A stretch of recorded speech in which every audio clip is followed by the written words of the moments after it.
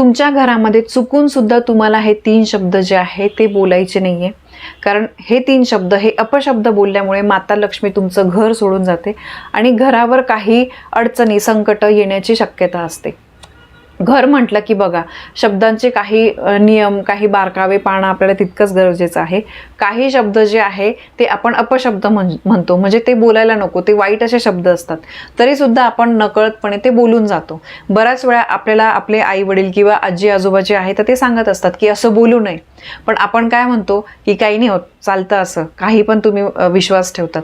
पण नाही, या गोष्टींमध्ये काहीतरी तथ्य असतं.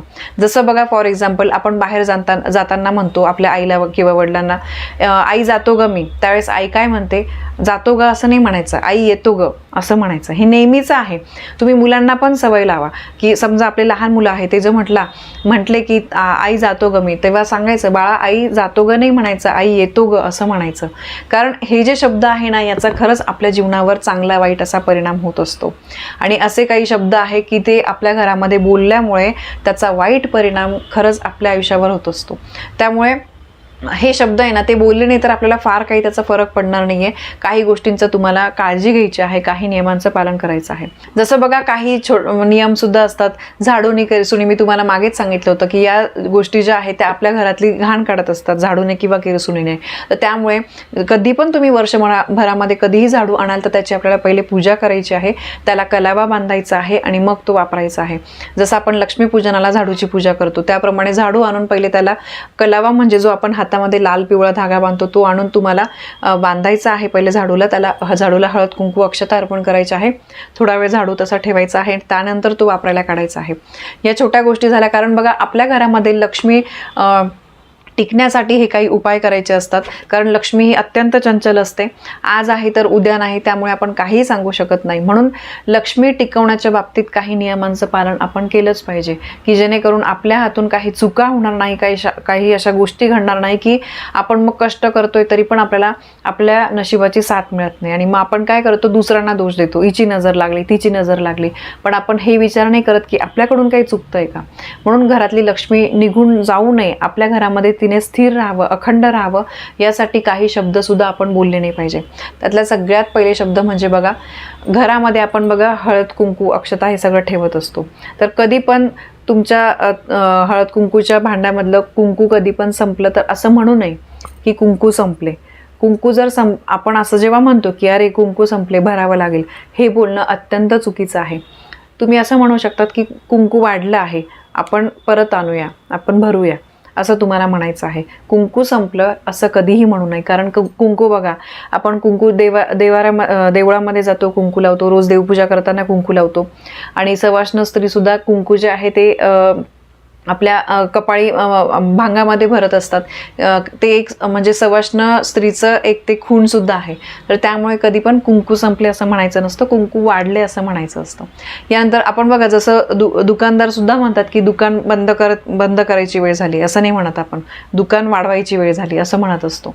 कारण त्यामध्ये पण शास्त्र आहे म्हणून.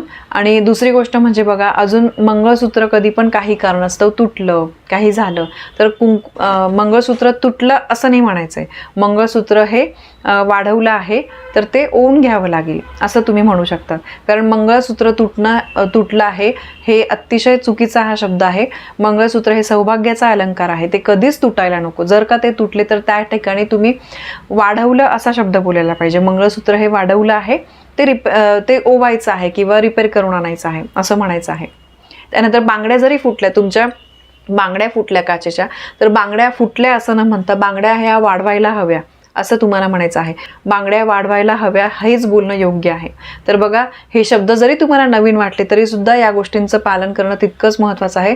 ह्या सगळ्या गोष्टी तुम्हाला तुमच्या घरामध्ये कोणी जुने लोक असतील त्यांना तुम्ही विचारा की असं मी ऐकलं, हे खरं आहे का. तुम्हाला 100% तुमचे आजी आजोबा जे कोणी घरामध्ये मोठे लोक असतील ते बरोबर सांगतील, त्यांच्याकडून सुद्धा तुम्हाला या गोष्टीचं कन्फर्मेशन मिळेल. तर ह्या काही छोट्या छोट्या गोष्टी आहे. यानंतर दुसरी गोष्ट म्हणजे बघा, अजून एक महत्त्वाची गोष्ट, जेव्हा तुमच्या घरामध्ये पाण्याचं जे भांडं असतं, पाणी तुम्ही फिल्टर असेल, काही इतर कुठलं तुम्ही काही वापरत असाल तर ते कधी पण पूर्ण संपू देऊ नका. तर म्हणजे ते भांडं जे आहे, आपण रोज काय करतो, थोडं विसळून नवीन पाणी भरत असतो, त्याच्यामध्ये थोडं पाणी ठेवा, ते व्यवस्थित विसळा, ते टाका, परत व्यवस्थित पटकन ते भरून ठेवा, पण पूर्णपणे ते अतिशय म्हणजे कोणी पाणी प्यायला गेलं आणि अरे भांडंच म्हणजे पिण्याचं पाणीच नाही असं होऊ देऊ नका. त्यानंतर दुधाचं भांडंसुद्धा तुम्हाला असंच, आपण बघा म्हणतो की घर हे दूधदुप्त असायला पाहिजे, म्हणजे ते भरलेलं असायला पाहिजे. तर या ज्या गोष्टी, घरातलं तेल, दूध, पिण्याचं पाणी हे कधी पण संपू देऊ नका, ते संपण्याच्या आधीच आपल्याला आणायचं आहे. तर या अत्यंत काही छोट्या छोट्या गोष्टी आहे.